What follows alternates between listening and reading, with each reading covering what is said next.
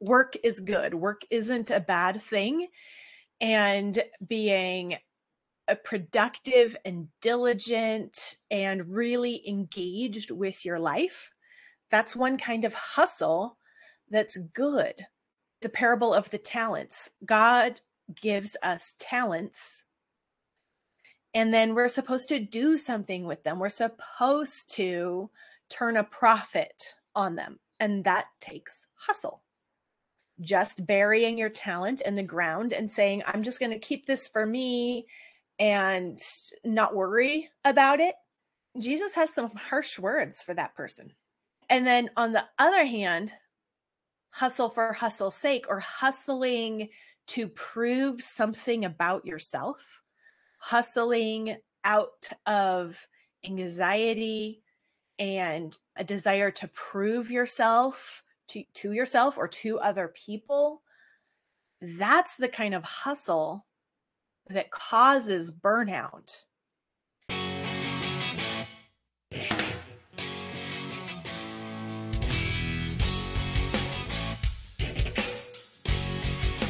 So inside our community, Convivial Circle, which is basically professional development for homemakers, I go live every week and do a quick seminar on some kind of practical topic to encourage and motivate the ladies inside our community.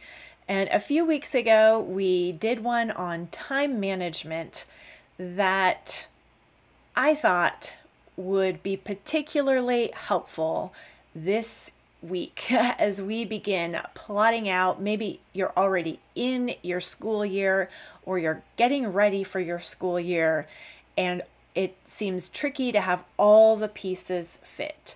School, housework, hospitality, whatever you have going on in your life, having it fit in a day can be a trick. In fact, one of the ladies inside our community even reached out and said, Can I share this seminar with my friends? I think they would find it so helpful. So I decided to put it on the podcast for you and for you to share with your friends as well. We want to be effective women in our homes, and that means using our time effectively. So let's dig in to how we can do just that. We do need to manage our time every day, our time here and now. That's important. But also right now, probably most of us are putting together plans for the school year where we really have to be aware of our time and diligent in using it well, because there is a lot to do and we have responsibilities that we really want to fulfill well. And if we waste our time, that's going to have repercussions. But there is a difference between wasting time, which includes procrastination, and also just being aware of our limits and doing what's most important and laying aside the rest, right? So being diligent with our time does not mean figuring out how to do it all and pack it all in, but it really means figuring out what makes the most difference, figuring out what responsibilities are really moving us forward in our vocations, and then cutting the rest, just forgetting about it, or giving it whatever dregs we have left, but not letting it make us feel pressure and anxiety. A lot of the pressure and anxiety and burnout that we feel comes from assuming we're supposed to be doing things that we don't need to be worrying about at all. And so using time to prevent burnout has a lot more to do with being aware of your vocations and your priorities and staying busy with those, rather than with trying to do a bare minimum or assuming that because I'm burnt out, I need to cut everything, or thinking I need to prevent myself from getting busy in order to prevent burnout. I'm not burned out. I don't want to be burnt out. So I'm going to not do things in order to prevent burnout. That's a tricky dance to walk because we're made to work. And when we are working and pouring ourselves into meaningful work that has a purpose that we understand is good, that we remind ourselves is good, we're going to be tired at the end of the day. We're going to need the rest that God promises and God asks us to give, and the rest that he gives to us. But it's going to look busy, and it might even feel busy. Busy is not a bad word. Busy doesn't necessarily lead to burnout, because there are two different kinds of busy.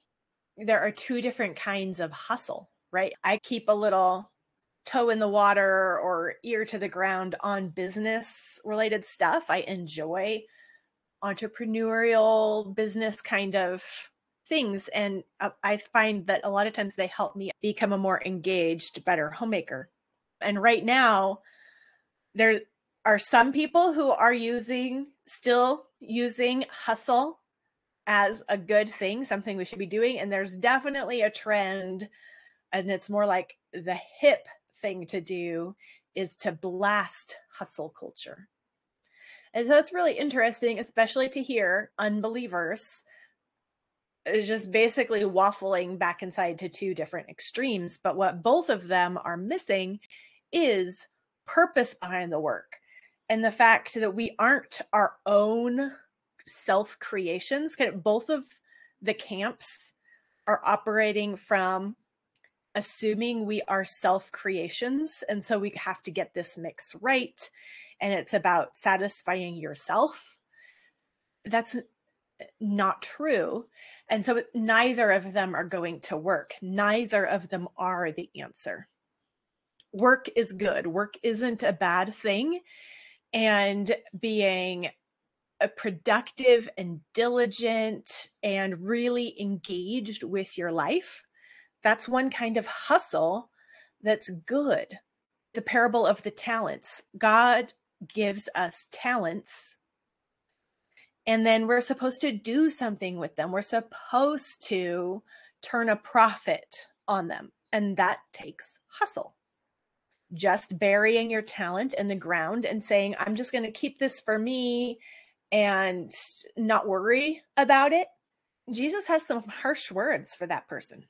And then on the other hand, hustle for hustle's sake, or hustling to prove something about yourself, hustling out of anxiety and a desire to prove yourself to yourself or to other people, that's the kind of hustle that causes burnout. And just taking an extra vacation or working less isn't actually going to solve that problem, because the problem is anxiety and insecurity and stress that's stemming from wrong priorities, from disconnection from our purpose before God. Understanding where each one of us are at and what our current vocation responsibilities are is essential to figure out your current best mix of chill and hustle and rest. And most of us go through seasons that can swing wildly. And so we have to remember sometimes our desire for consistency, like a hunt for consistency and what I can do consistently, is coming from a wrong mindset and possibly going to be one of the factors leading to burnout, where we think we're supposed to find some stable, no ebb and flow, perfect routine that's going to carry us through all of life's changes. And that's not the way that God works on us or with us, through us. That's not the way that God works in history, and that's not the way that God works in people. There are times that are slower and less intense. There are times where we are called to maybe even isolate, not fully isolated, because Proverbs says that isolation is bad. The fool, it isolates himself, and wisdom comes with a multitude of counselors. But you are caretaking for older parents, and so you are stuck at home more than it feels like you should be at the current stage of your life. Or if you have a new baby, or if you have a chronic illness that's keeping you down and keeping you low, it's easy to be in those points of life where there's less busyness and say, oh, I'm not being productive. I'm not, I should be doing more. I should. And it's like, wait, what are your current vocations? And it might be being a caretaker of your parents, of your newborn, of yourself. Caretaking is a lot of work and takes a lot of time, and some of it doesn't look as active as other things. Say you have cancer and are on chemo and you just are in bed recovering. You're not doing anything that's visible out in the world, but your body's doing a lot. Same thing when you're pregnant, right?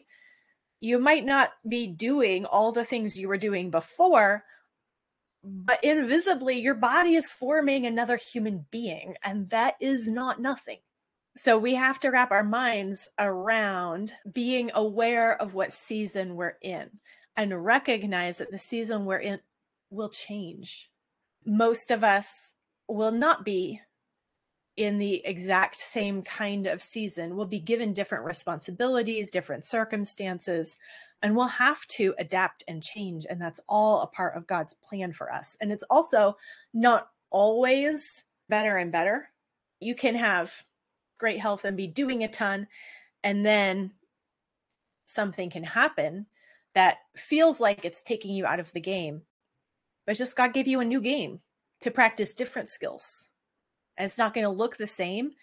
But so even though the activity level, the up and the down, might not look the same, it is always a trajectory up, even with ups and downs and dips, because what God's really doing is sanctifying us.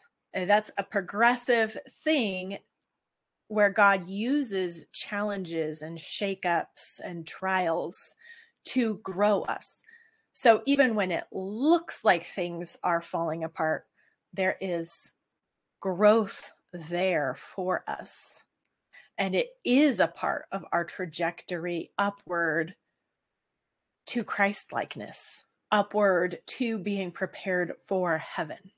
Excellent. Trisha has Grow a New Human on her weekly top 3 every week. That is awesome. I love it. Yes, it's like a heartbeat. Life has peaks and valleys. If it flatlines, consistency, then you're dead. Most of us want to avoid highs and lows, but that is an indication of life. Exactly. Yes. Yes. And Don says heartbeats can show those ups and downs throughout just a single day. So true. Hopefully the replay is not glitchy. I just noticed people were having glitches, but it looks like the conversation's going on, so we'll keep going. So I wanted to set the stage with that reminder, because jumping into advanced time budgeting, because it's so tricky speaking to a large group of women who are all in different seasons. And so the strategies and the tactics that can help you manage your time at different seasons vary. And we should know what the tools are and help one another out. But you have to begin with that kind of self-awareness on where you're at and what you're being called to know, do I need this time management strategy or that one? And So I'm going to talk a little bit about time blocking and using time budgeting a bit more specifically and narrowly. There's like the time budget that is a planning and processing tool, an overview time budget, where you're looking at the big picture, or say you're making a school year plan and you say, okay, these are the things I think we're going to need to do. And you chunk out how much time, and then you try to fit it into a day. And then you see that you are planning more than is actually feasible to fit into a day. And so you have to cut. And turns out things like making dinner actually takes time. So you have to acknowledge that. So a time budget in the getting started or just overview planning phase of things is really about acknowledging those responsibilities, allowing for them to take time, and filtering what you add in to your week based on what time is already spoken for.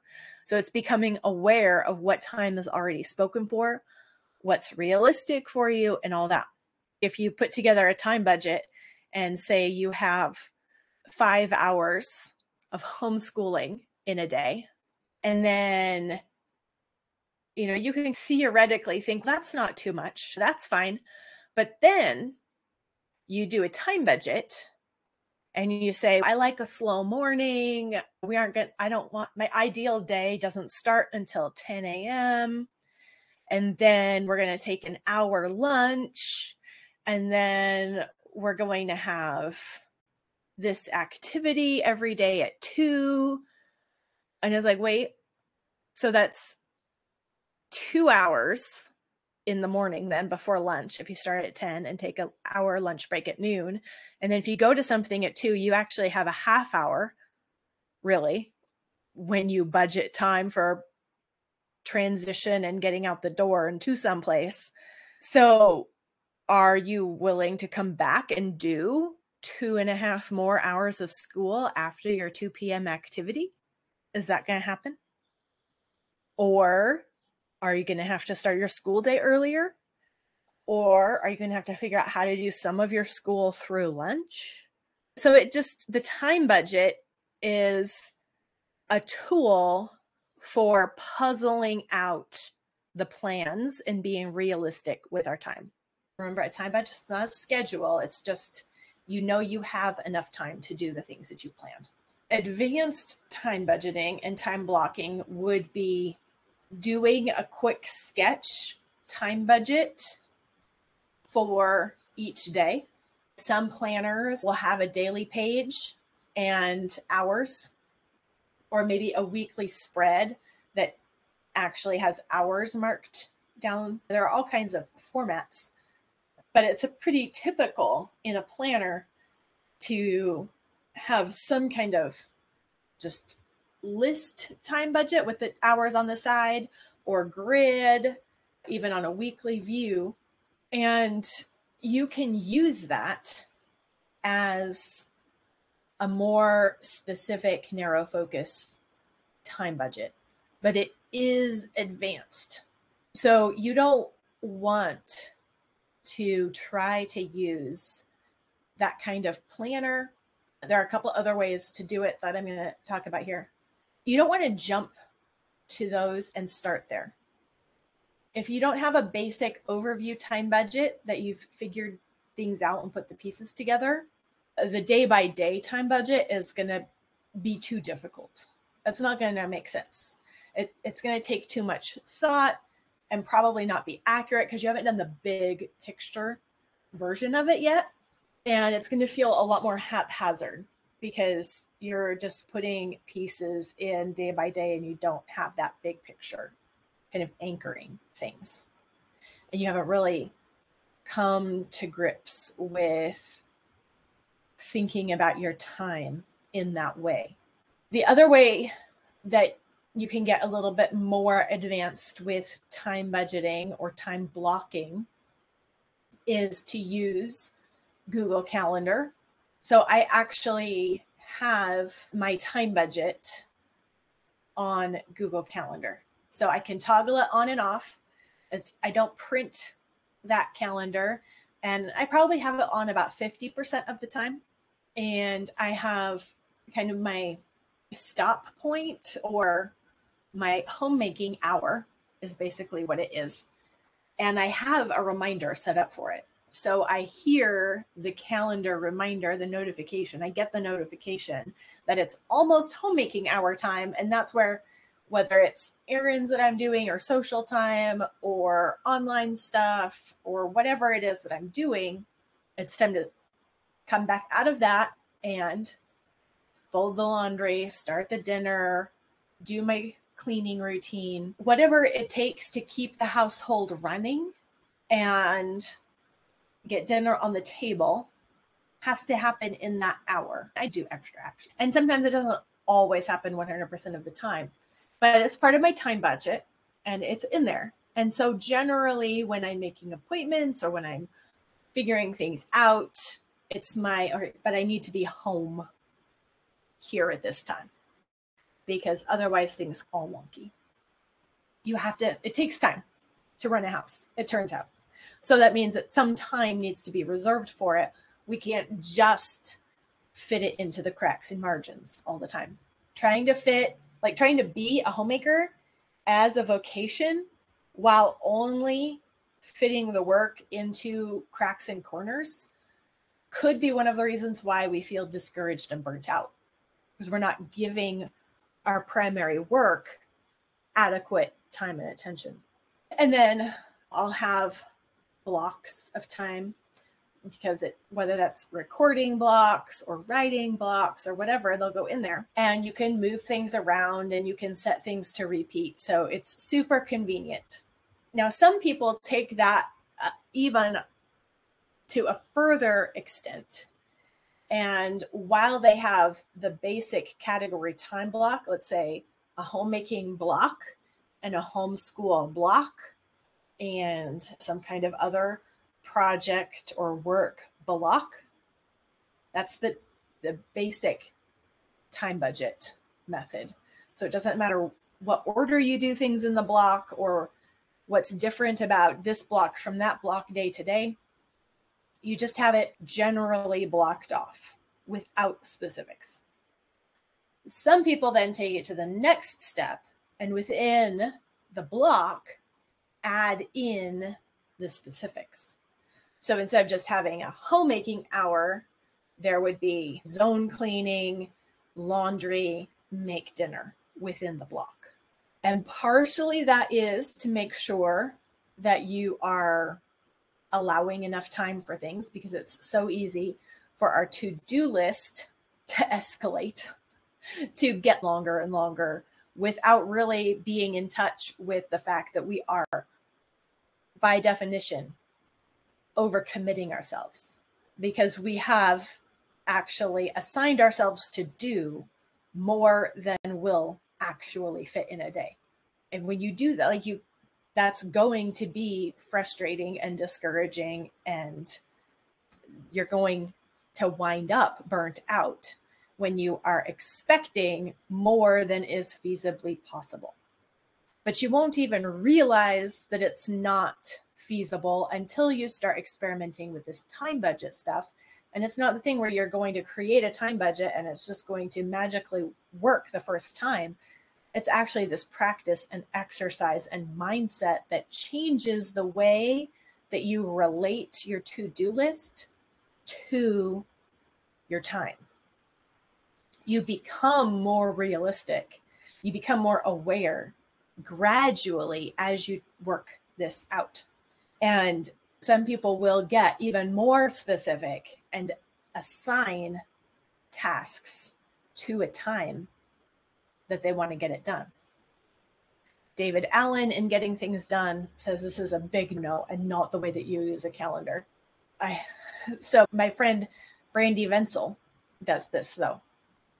She puts what she's going to do on her calendar in a time slot. And at one point I commented, that's not the way you're supposed to do it, Brandy. That would never work for me. I have tried it a few times here and there, and I never actually do what I say I'm going to do at the time I'm going to do it. So like this, how did this, it doesn't work. And she said it works for her and not for me because I have visions of grandeur about what I can accomplish in a certain amount of time. And she doesn't. Touche. Okay. She has a very realistic grasp, and partially due to having health concerns and being low energy, she's very aware of her ability and time and pace. Whereas being more optimistic and generally, but not always, high energy, I am overly optimistic about what's going to happen in a certain amount of time.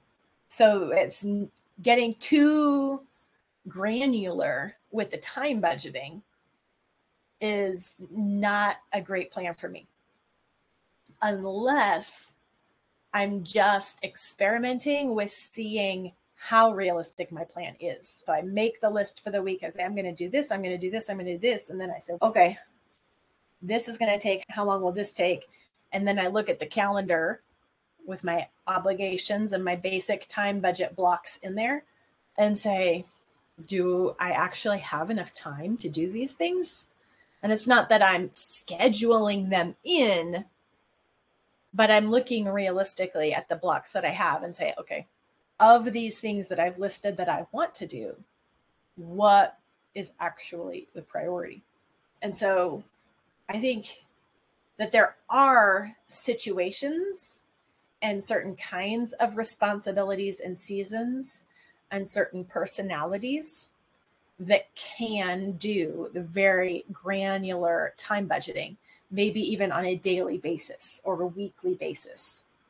And that can be a super helpful tool to be very intentional with your time. And it's something you can play with or just to think through and say, like, am I one of those kind of people that would work for? Am I in the kind of situation where that would work for? Because that kind of granular, regular, frequent time budgeting is also only going to work when your work is not responding to the needs of others.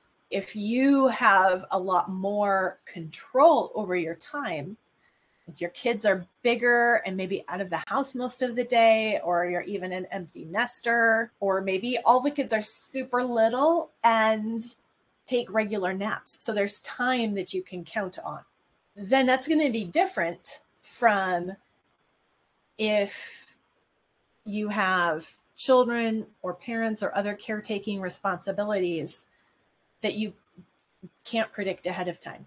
And that's a perfectly valid life and service and work and vocation. And the fact that you can't really schedule or do advanced time budgeting things doesn't mean you're doing something wrong, or when you're caretaking and you're needing to be responsive, you have to go very general with those time blocks and very flexible and fluid. And that's one of the great things about the time budget, the initial concept of the time budget, because it's not a schedule, but it's recognizing how much time things take, so that if something comes up here during this block, okay, let's say we need to spend an average of 5 hours a day on school. If something comes up in the middle of the day on Tuesday and you have to go take care of that, the homeschool work doesn't vanish, right? It has to then be kicked around and moved to some other time. And so instead of leaving some work undone because of a need on Tuesday, you're thinking about time in that kind of envelope system. So you either have to skip some of the school or do that school at some other time. And it's very easy and very common for homeschoolers to take out of the school budget for things that come up and be paying that back in the summer. And if you're doing that knowingly and intentionally, and everyone's fine with that, you can do it that way for sure. But it's better to do that intentionally than to be frustrated. It's good to remember that there is going to be a consequence to pay. And you have to ask, is this interruption actually more valid? Is it more important? Or is it just urgent and not actually important? You can't answer that question unless you've thought through your time overall and you know what kind of time you have available and where you can flex things. If you have a big picture view of your homeschool and your priorities and what's important, what are your goals for your kids right now, then you can see where those interruptions fit into the grand scheme of things. But if you don't have the grand scheme of your time and your priorities and your purpose, then you're going to be at the mercy of the urgent, and you're probably going to get burnt out. Because being burnt out is a function of stress, not busyness. And you're stressed when you have unfulfilled obligations and unmet priorities lingering that you're probably not addressing head on. You're pushing them back and not dealing with them and just letting the urgent be the forefront thing and pushing back the priority things. That's a recipe for burnout, no matter how much or how little is on your to-do list. So as you get more discretionary time and more specific obligations, you need to get more granular and specific in order to harness your attention and energy. But I don't think you can actually do that well without going through the time mindset shifts of the earlier stage. So the earlier stage, big block time budgeting and learning to filter and learning to give yourself time to do what's important and to not overextend your to-do list each day, but to go from the big 3 for the week and the top 3 for the day and a running list that you can keep without getting stressed out about. That sets the stage for a future where you can move to something that is more granular and specific. If that's what your callings, if your vocations and your season of life gives you, is a set of vocations and a season of life where you might need to get more granular and specific, and where it's going to look a lot more like a schedule, but you're still going to run that schedule with the time budget mentality where it's not the master. You're still the master. You're still in charge. You're still making decisions, but it's a structure like a cash envelope system where like you've divvied up your limited resource into the different envelopes. And that doesn't mean that you're locked in. It means that if this category takes more of the limited resource, one of the other envelopes is going to have to give it over. And you're just mentally adjusting and saying, I'm going to do less of this. I'm going to skip that. And I'm going to intentionally adjust instead of thinking that this one category can go over and somehow magically everything is still going to happen in the other categories as planned. That's where stress and anxiety and burnout comes in. When we aren't even aware that we're overspending in one category and we're still trying to cover everything in all the other categories as well. When we shift our mindset and say, okay, I'm just actually going to be aware of my spending, which is what the cash envelope system does. And this is time management as well. It's a limited resource. Sometimes emergencies come up And different categories require more than we anticipated. Sometimes categories take a lot less than we anticipated, and then we have overflow. But do we have a plan for that? Do we have a little buffer where it's like, oh, if I save in this category, save money or save time, what I would really love to do is, and you have a little splurge fund, hobby fund, rest fund, self-care fund, but it's coming out of the overflow of keeping things under budget gives you a reward, just a natural consequence reward. And you're dealing with your time as this limited resource, and you're not stressed out about it because you are intentionally, competently handling it. So when you have to compensate the one category with something from another category, it's just a part of what you do. And it isn't stressful because you're not putting that unreasonable expectation on yourself that you should take care of every emergency and not let anything else slide. It's always a balancing act. If you are actively managing a family budget, you know it's not the same every month. It's not the same every week. You just manage it. This is what it is.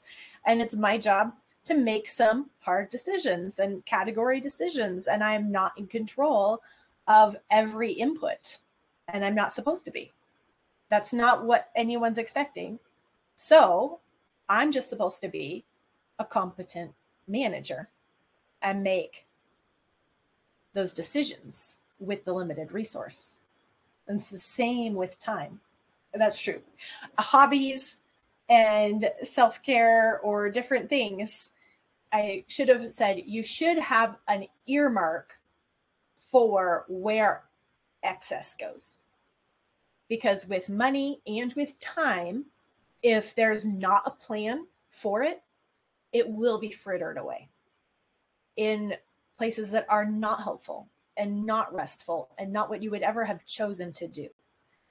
Work expands to fill the time allotted, but if you have allotted a reasonable amount of time and you get your work done in less time than you allotted because you budgeted plenty, so there was wiggle room, and the coffee really worked today or whatever, if then you'll have extra time. So are you going to just let that disappear? Or are you going to say, yay, I have a plan for what I'm going to do with extra time, and that you're going to really feel the reward of being intentional with your time, of having focused attention and energy, instead of it just feeling, and then on to the next thing, because I'm going to just plod and be blah about it. But with money, it can feel like you're splurging when you've actually just competently handled resources. So this one category has some extra, and you can move a different goal forward faster because you can move the money around. And you do move the money around in a budget, right? So the overflow fund with time idea is the same as what Charlotte Mason says for short lessons and time management for children, is that if they get their work done ahead of the schedule, the class period, then that's their time that they should have as a reward. This is a natural consequence we should all be operating under. There should be definite work in a definite period. And if you get it done in less time, that's your bonus time that you should have fun with. It's your reward. And it's okay to enjoy the reward of being a diligent worker. And it might be true that being a diligent worker is rewarded with more work. That happens, but we don't have to do it to ourselves all the time.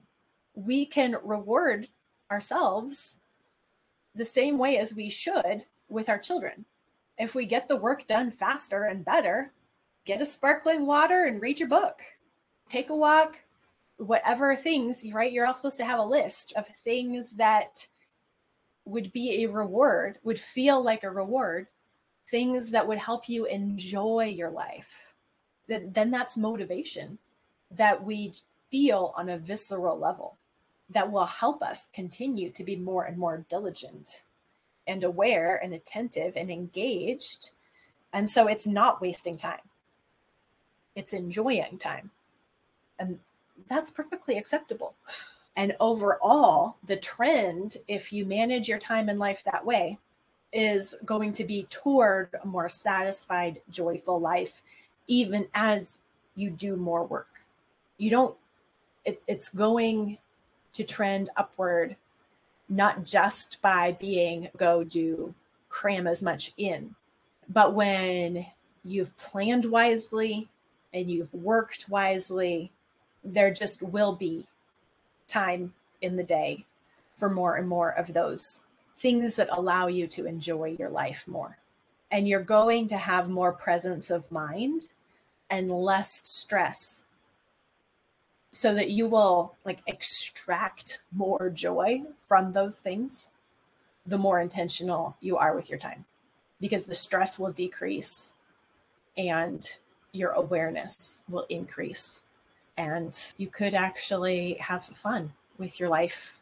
It's possible. If you want to be more effective in your home in every area of life, mothering, house cleaning, meal planning, maybe homeschooling or helping your kids with homework. Maybe you also have a job or church responsibilities on top of that. If you feel like you have a million things you're trying to juggle and you just aren't sure you're even doing a good job at all, then Convivial Circle is here for you. It is professional development for homemakers, not lessons in how to do sourdough or sew or homestead or any of that, but it's really the foundational underlying skills that we need if we're going to do any of those extra bits, or even not. If we're going to just do the basics, we need the foundational practices of time management, attitude management, home management, so that we stop feeling overwhelmed by our own perfectionism. You will overcome perfectionism and you will beat back that feeling of overwhelm by joining Convivial Circle. You can find a link in the episode or go to convivialcircle.com and enroll today so you can practice repenting, rejoicing, and repeating with us.